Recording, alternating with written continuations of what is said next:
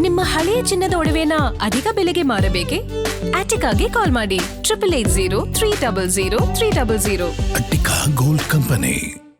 DK Shivakumar ಅವರು ಇವತ್ತು ಪ್ರಮಾಣ ವಚನ ಸ್ವೀಕಾರ ಮಾಡ್ತಾರೆ. ಬಟ್ ಅವರ ಜೊತೆಗೆ ಯಾವೆಲ್ಲ ಶಾಸಕರು ಸಚಿವರಾಗಿ ಪ್ರಮಾಣ ವಚನ ಸ್ವೀಕಾರ ಮಾಡ್ತಿದ್ದಾರೆ ಅನ್ನೋದ್ರ ಬಗ್ಗೆ ಬಹುತೇಕರಿಗೆ ಗೊತ್ತಿಲ್ಲ.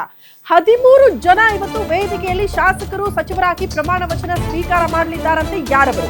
ಮೊದಲ ಹಂತದ ಡಿಕೆ ಶಿವಕುಮಾರ್ ಕ್ಯಾಬಿನೆಟ್ ಕೊನೆಗೂ ಫೈನಲ್ ಆಗಿದೆ. ಅಳೆದು ತೂಗಿ ಹಗ್ಗ ಜಗ್ಗಾಟ ಇಬ್ಬರ ಮಧ್ಯೆ. ಸಿದ್ದರಾಮಯ್ಯ ವರ್ಸಸ್ ಡಿಕೆ ಶಿವಕುಮಾರ್ ಅನ್ನುವಂತ ಪರಿಸ್ಥಿತಿ ಆಗಿ ಹೋಗಿತ್ತು. 2 ಲಿಸ್ಟ್ ನಲ್ಲೂ ಕೂಡ ಅಳೆದು ತೂಗಿ 13 ಸಚಿವರನ್ನ ಫೈನಲ್ ಮಾಡಲಾಗಿದೆ. 10 ಸಚಿವರನ್ನ ಫೈನಲ್ ಮಾಡಿದೆ ಅಂತೆ ಕಾಂಗ್ರೆಸ್ ಹೈಕಮಾಂಡ್. ಗ್ಯಾರಂಟಿ ನ್ಯೂಸ್ಗೆ ಎಐಸಿಸಿ ಮೂಲಗಳಿಂದ ಸಿಕ್ಕಿರುವ ಅಧಿಕೃತ ಮಾಹಿತಿ. ಬಟ್ ಪಾರ್ಟಿಯಿಂದ ಸಿಗ್ತಾ ಇರುವ ಮಾಹಿತಿ 13 ಜನ ಅಂತ ಹೇಳ್ತಿದ್ದಾರೆ. ಬಟ್ 10 ಜನ ಹೈಕಮಾಂಡ್ ಒಲವು ತೋರಿಸಿರೋದು.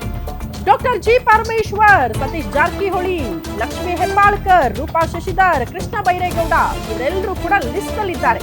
10 ಜನರ ಪೈಕಿ ಯುಟಿ ಖಾದರ್, ಯತೀಂದ್ರ ಸಿದ್ದರಾಮಯ್ಯ, ಎಂಬಿ ಪಾಟೀಲ್ ಇವರೆಲ್ಲರೂ ಕೂಡ ಲಿಸ್ಟ್ ಅಲ್ಲಿ ನೋಡೋದಕ್ಕೆ ಸಿಗ್ತಿದ್ದಾರೆ. ಕೆಜೆ ಜಾರ್ಜ್, ರಾಮಲಿಂಗಾರೆಡ್ಡಿ ಪ್ರಮಾಣ ವಚನ ಸ್ವೀಕಾರ ಮಾಡಿದ್ದಾರಂತೆ ಡಿಕೆ ಶಿವಕುಮಾರ್ ಅವರ ಜೊತೆಗೆ. ಬಟ್ ಎನಿವೆ ಎಲ್ಲರೂ ಕೂಡ ಹಿರಿಯರೇ ಲಿಸ್ಟ್ ಅಲ್ಲಿ ನೋಡೋದಕ್ಕೆ ಸಿಗ್ತಾ ಇರೋರು, ಅನುಭವ ಇರೋರು, ಸಚಿವರಾಗಿ ಕೆಲಸ ಮಾಡಿದವರು ಮತ್ತೊಮ್ಮೆ ಸಚಿವರಾಗಿ ಇವತ್ತು ಪ್ರಮಾಣ ವಚನ ಸ್ವೀಕಾರ ಮಾಡ್ತಿದ್ದಾರೆ. ಇಷ್ಟು ದಿನಗಳ ಕಾಲ ಚರ್ಚೆ ಇತ್ತಲ್ಲ, ಯುವ ಮುಖಗಳಿಗೆ ಮನೆ ಹಾಕಬಹುದು ಅಂತ. ಮೊದಲ ಲಿಸ್ಟ್ ಅಲ್ಲಿ ಮಾತ್ರ ನೋಡೋದಕ್ಕೆ ಸಿಗ್ತಾ ಇಲ್ಲ ಆ ಮುಖಗಳು. ಎಲ್ಲರೂ ಕೂಡ ಅನುಭವ ಇರುವಂತಹ ಸಚಿವರಾಗಿ ಕೆಲಸ ಮಾಡಿದಂಥವರೇ ಮತ್ತೆ 10 ಜನರ ಲಿಸ್ಟ್ ನಲ್ಲಿ ನೋಡೋದಕ್ಕೆ ಸಿಗ್ತಿದ್ದಾರೆ. ಪ್ರಮುಖವಾಗಿ ಯುಟಿ ಖಾದರ್, ಅದೇ ರೀತಿ ಡಾಕ್ಟರ್ ಜಿ ಪರಮೇಶ್ವರ್ ಡಿಸಿಎಂ ಹುದ್ದೆಯನ್ನ ಅಲಂಕರಿಸ್ತಾರೆ ಅಂತ ಹೇಳಲಾಗ್ತಾ ಇದೆ. ಅಧಿಕೃತವಾಗಿ ಘೋಷಣೆ ಆಗಬೇಕಷ್ಟೇ. ಅವರು ಕೂಡ ಇವತ್ತು ಪ್ರಮಾಣ ವಚನ ಸ್ವೀಕಾರ ಮಾಡ್ತಾರೆ. ಅದ್ರ ಜೊತೆಗೆ ಸತೀಶ್ ಜಾರಕಿಹೊಳಿ ಅವರಿಗೆ ಆಲ್ಮೋಸ್ಟ್ ಕೆಪಿಸಿಸಿ ಅಧ್ಯಕ್ಷ ಪಟ್ಟಾನೇ ಫೈನಲ್ ಅಂತ ಹೇಳಲಾಗ್ತಾ ಇದೆ. ಕಾದು ನೋಡಬೇಕು, ಅದು ಕೂಡ ಪಾರ್ಟಿಯಿಂದ ಅಧಿಕೃತವಾಗಿ ಅನೌನ್ಸ್ ಆಗ್ಬೇಕಷ್ಟೇ. ಸೊ ಎನಿವೆ 10 ಜನ ಶಾಸಕರು ಇವತ್ತು ಸಚಿವರಾಗಿ ಪ್ರಮಾಣ ವಚನ ಸ್ವೀಕಾರ ಮಾಡಲಿದ್ದಾರೆ. ಮಾಧ್ಯಮದಲ್ಲಿ ಏನು ಅದೆಲ್ಲ ಅಧಿಕೃತ ಅಲ್ಲ. 10 ಗಂಟೆನೂ ಮಧ್ಯಾಹ್ನ ನಮಗೆ ಹೆಸರನ್ನ ದೆಹಲಿಯವರು ಕಳಿಸ್ಕೊಡ್ತಾರೆ. ನಾವೆಲ್ಲ ಸೇರಿ ಚರ್ಚೆ ಮಾಡ್ತೀವಿ, ನಮ್ಮ ಅಭಿಪ್ರಾಯನ ತಿಳಿಸಿದ್ದೀವಿ. ಅಂತಿಮ ತೀರ್ಮಾನ ದೆಹಲಿಯವರು ಮಾಡಿ ಕಳಿಸ್ಕೊಡ್ತಾರೆ. ಆಮೇಲೆ ನಾನು ರಾಜಭವನ್ಗೆ ಪಟ್ಟಿಯನ್ನು ಕಳಿಸ್ಕೊಡ್ತೇನೆ. ಇಷ್ಟು ಮಾತ್ರ ಹೇಳಲಿಕ್ಕೆ ಬಯಸ್ತೇನೆ. ಸಾಯಂಕಾಲ ನಮ್ಮ ಕಾಂಗ್ರೆಸ್ ಭವನದ ಒಂದು ಭೂಮಿ ಪೂಜೆ ಇತ್ತು. ಅದು ಇನ್ನೊಂದು ಪ್ರತ್ಯೇಕ ಒಂದು ದಿನ ಮಾಡೋಣ ಅಂಥೇಳಿ ತೀರ್ಮಾನ ಆಗಿದೆ.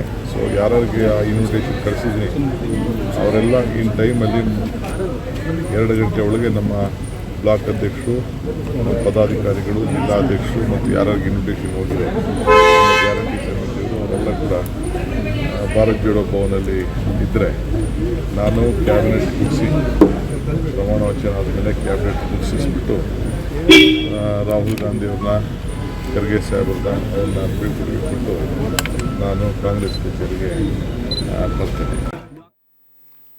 ಈ ಬಗ್ಗೆ ಮತ್ತಷ್ಟು ಡೀಟೇಲ್ಸ್ ಅನ್ನ ಕೊಡ್ತಾ ಹೋಗ್ತಾರೆ political bureau head Maruti Pavagada ನೇರ ಸಂಪರ್ಕದಲ್ಲಿ ಜಾಯ್ನ್ ಆಗ್ತಿದ್ದಾರೆ.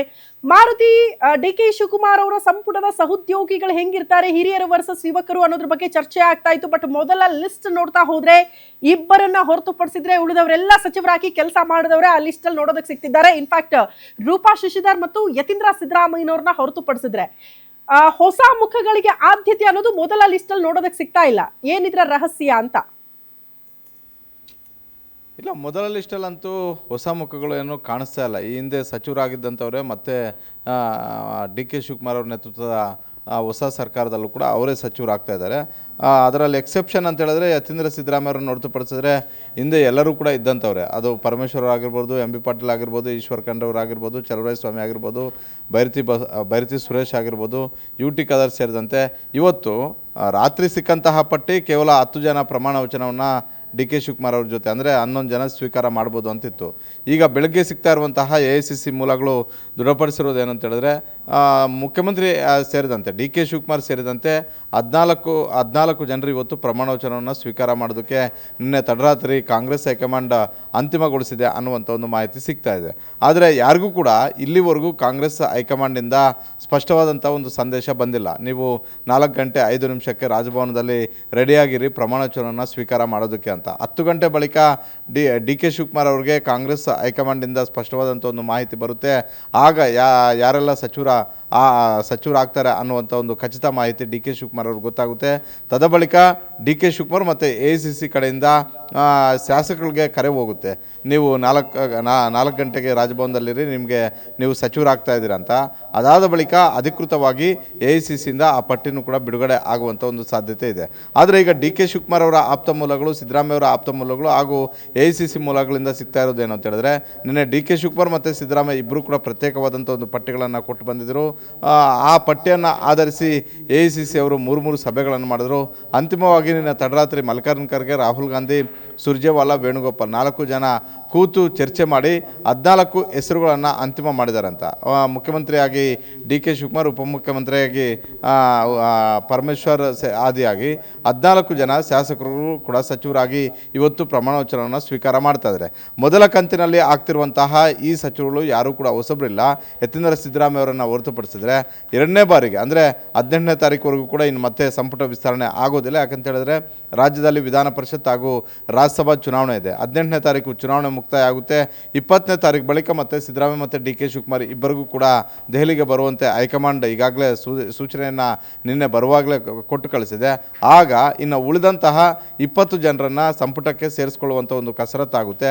ಅದರಲ್ಲಿ ಬಹುತೇಕ 10 ಜನ ಯುವಕರಿಗೆ ಕೊಡಬೇಕು ಅನ್ನುವಂತಹ ಒಂದು ನಿರ್ಧಾರಗಳು ನಿನ್ನೆ ಆದಂತಹ ಸಭೆಯಲ್ಲಿ ಆಗಿದ್ದಾವೆ ಅನ್ನುವಂಥ ಒಂದು ಮಾಹಿತಿ ಸಿಕ್ಕಿರುವಂಥದ್ದು. ಅದರಲ್ಲೂ D K Shivakumar Young cabinet ಬೇಕು ಅನ್ನುವಂಥ ಒಂದು ಒತ್ತಾಯವನ್ನು ಮಾಡಿದ್ರು ಅಂತ ನಿನ್ನೆ ಹಲವರು ಹಿರಿಯ ಶಾಸಕರು ಮತ್ತು ಈ ಹಿಂದೆ ಕೆಲಸ ಮಾಡಿ ಅನುಭವ ಇರುವಂತಹ ಸಚಿವರುಗಳು, ಮಾಜಿ ಸಚಿವರುಗಳು ಇದ್ದರೂ ಕೂಡ ಈ ಬಾರಿ ಹೊಸ ಪ್ರತಿಭೆಗಳಿಗೆ ಅವಕಾಶವನ್ನು ಮಾಡಿಕೊಡಲೇಬೇಕು. ಪಕ್ಷದ ಸಂಘಟನೆ ದೃಷ್ಟಿಯಿಂದ, ಮುಂದೆ ಬರ್ತಾ ಇರುವಂತಹ ಚುನಾವಣೆಗಳ ದೃಷ್ಟಿಯಿಂದ, ಕೇವಲ ಈ 2-3 ವರ್ಷದಲ್ಲಿ ಬರುವಂಥ ಚುನಾವಣೆಗಳಷ್ಟೇ ಅಲ್ಲ, ಪಕ್ಷ ಇನ್ನು 15-20 ವರ್ಷಗಳ ಲೆಕ್ಕಾಚಾರವನ್ನು ಹಾಕಿ ನಾವು ಯುವಕರಿಗೆ ಹೆಚ್ಚು ಆದ್ಯತೆಯನ್ನು ಕೊಡಬೇಕು ಅನ್ನುವಂಥ ಒಂದು ವಿಚಾರವನ್ನು ನಿನ್ನೆ ಡಿ ಕೆ ಶಿವಕುಮಾರ್ ಅವರು ನಡೆದಂತಹ ಸಭೆಯಲ್ಲಿ ಪ್ರಸ್ತಾಪ ಮಾಡಿರುವಂಥದ್ದು. ರಾಹುಲ್ ಗಾಂಧಿ ಅವರ ಯೋಚನೆಯೂ ಕೂಡ ಇದೇ ಆಗಿತ್ತು ಅನ್ನುವಂಥ ಒಂದು ಮಾಹಿತಿ ಸಿಕ್ಕಿದೆ. ಹೀಗಾಗಿ ಈ ಬಾರಿ ಸೇರ್ಪಡೆ ಆಗ್ತಿರುವಂತಹ ಈ 14 ಜನರ ಪಟ್ಟಿಯಲ್ಲಂತೂ ಹೊಸ ಮುಖಗಳಿಗೇನು ಅವಕಾಶ ಏನು ಸಿಕ್ಕಿಲ್ಲ. ಆದರೆ ಮುಂದೆ ಆಗುವಂತಹ ಇನ್ನು 18-20 ಜನ ಏನು ಸಂಪುಟ ವಿಸ್ತರಣೆ ಆಗುವಂಥ ಒಂದು ಸಂದರ್ಭದಲ್ಲಿ ಸೇರ್ತಾರೆ, ಅವ್ರಿಗೆ ಅವಕಾಶಗಳು ಸಿಗುತ್ತೆ.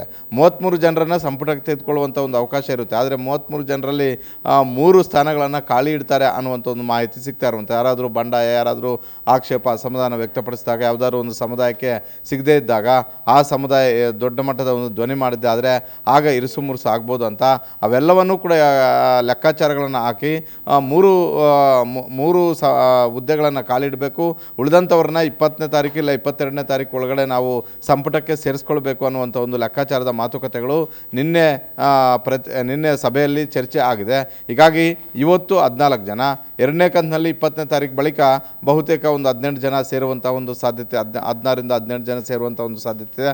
ಅದರಲ್ಲಿ ಯುವಕರಿಗೆ ಹೆಚ್ಚು ಅವಕಾಶಗಳು ಕೊಡೋ ಸಾಧ್ಯತೆಯೂ ಕೂಡ ಇದೆ ಅನ್ನುವಂಥ ಒಂದು ಮಾಹಿತಿ AICC ಮೂಲಗಳಿಂದ ಸಿಗ್ತಾ ಇರುವಂಥದ್ದು. ಶ್ರುತಿ. ಓಕೆ ಮಾರುತಿ, ಧನ್ಯವಾದಗಳು ತಮ್ಮೆಲ್ಲ ಮಾಹಿತಿಗೆ.